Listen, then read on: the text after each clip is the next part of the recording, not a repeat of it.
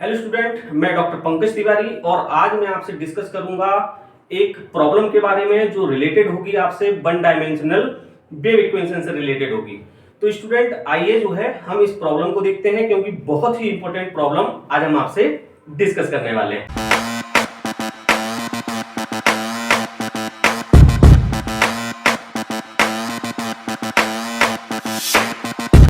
तो स्टूडेंट आज के वीडियो लेक्चर में मैं आपको बताने वाला हूं एक प्रॉब्लम जो कि आपकी wave equation one dimensional wave equation से रिलेटेड है।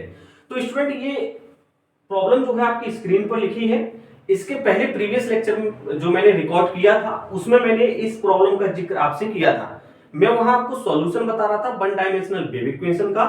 उसमें मैंने आपसे कहा था कि इस क्वेश्चन को भी हमें सेम इसी तरीके से सॉल्व करना है। तो स्टूडेंट जरा जो है समझ लेते हैं, ये बोर्ड जो है प्रीवियस लेक्चर का ही लिखा हुआ बोर्ड है। तो आप देखें प्रीवियस लेक्चर में मैंने आपसे इक्वेशन यहां 17 ये डिस्कस किया था। तो इस इक्वेशन 17 तक आप जो है इसको देख लें, इस इक्वेशन 17 तक आप देख लें। तो इस इक्वेशन 17 को हमें क्या करना है, यूज करना है। तो इक्वेशन 17 तक का सॉल्यूशन आपका बिल्कुल सेम टू सेम रहेगा। जितना भी सॉल्यूशन मैंने प्रीवियस लेक्चर में कराया है, अगर आपने नहीं देखा है तो यहाँ आई टैब पर जो है आप इसको क्लिक करके यहां से वो लेक्चर देख सकते हैं। तो यहां तक आपको बिल्कुल सेम चलना है। तो इसको मैं यहां नोट डाउन कर लेता हूं, है ना।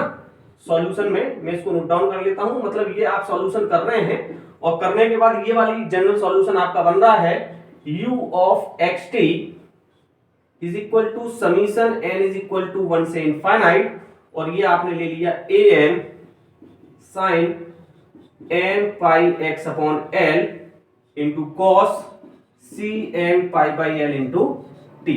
मतलब यहां तक आप जो है पहुंच चुके हैं और मैं यहां तक ये मान के चल रहा हूं कि ये इक्वेशन 17 ही आ रही है। अब स्टूडेंट इस प्रॉब्लम को मैंने वहां समझाया था कि आपको इस प्रॉब्लम में देखें आप वही सारी चीजें जो मैंने आपसे ग्राफ करके जो मैंने आपसे बताई थी कि एक स्ट्रिंग है, उसकी लंबाई l है, तो उसको हम खींच रहे हैं तो वहां डिस्प्लेसमेंट आ रहा है, उसको छोड़ दे रहे हैं तो वाइब्रेशन आ रहा है, वाइब्रेशन आ रहा है तो वहां पेरियोडिक फंक्शन आएगा। तो ये सारी चीजें मैं प्रीवियस लेक्चर में बता चुका हूं। तो यहां आपको ये जो है ये प्रूव करना था, है ना, ये प्रूव करना था। तो इसको हम देखें कि ये देखो इसके बिल्कुल एकदम नियर है। डिफरेंस केवल क्या है कि यहाँ u ऑफ एक्स टी है, यहाँ y ऑफ एक्स टी है, यहाँ a sin pi x upon l है, यहाँ sin n pi x upon l है, यहाँ cos pi c t upon l है, यहाँ cos c n pi by l into t है। क्लियर है। तो हम स्टूडेंट क्या करेंगे, यहां पर put n is equal to 1 put कर देंगे इन इक्वेशन 17। भाई ये समीशन किसके लिए है, n इक्वल टू 1 से इनफाइनाइट के लिए है। मैं क्या कर रहा हूं, n इक्वल टू 1 ही पुट कर देता हूं। जब n इक्वल टू 1 पुट करेंगे तो ये हो जाएगा u of x t is equal to, summation खत्म हो गया तो ये हो जाएगा a1 साइन n की जगह बन रख रहा हूं तो हो जाएगा पाई x अपॉन l और हो जाएगा cos c n तो खत्म हो गया ना, c pi by l into T. यहां तक पहुंच गया स्टूडेंट। तो आप मैच करें जरा कि a1 आ रहा है, ये पाई x अपॉन l है, ये cos pi c t upon l है।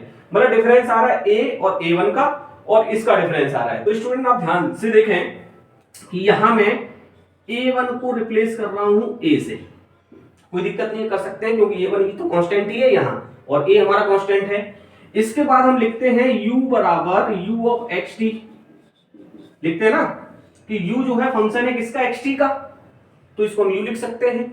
तो इसको स्टूडेंट जो है जैसे हम u लिख रहे हैं वैसे हम y भी लिख सकते हैं कि y हमारा जो फंक्शन है वो किसका फंक्शन है, xt का फंक्शन है। तो मैं आपसे ये नहीं कह रहा हूं कि आप स्टार्टिंग में u की जगह y लेके चले, बिल्कुल मत चलें, आप तो u लेके ही चले और यहां जब आप पहुंच जाएं तो यहां केवल आप ये बोल देंगे कि replace a1 to a and u of xt to this. Clear है। चलिए तो स्टूडेंट इनको जो है हम पुट कर देते हैं यहां इक्वेशन में, है ना 18। तो लिख देंगे देन इक्वेशन 18 बिकम्स, तो इक्वेशन 18 आपकी क्या हो जाएगी, देखें जरा ध्यान से कि इसकी जगह मैं लिख रहा हूं y ऑफ एक्स टी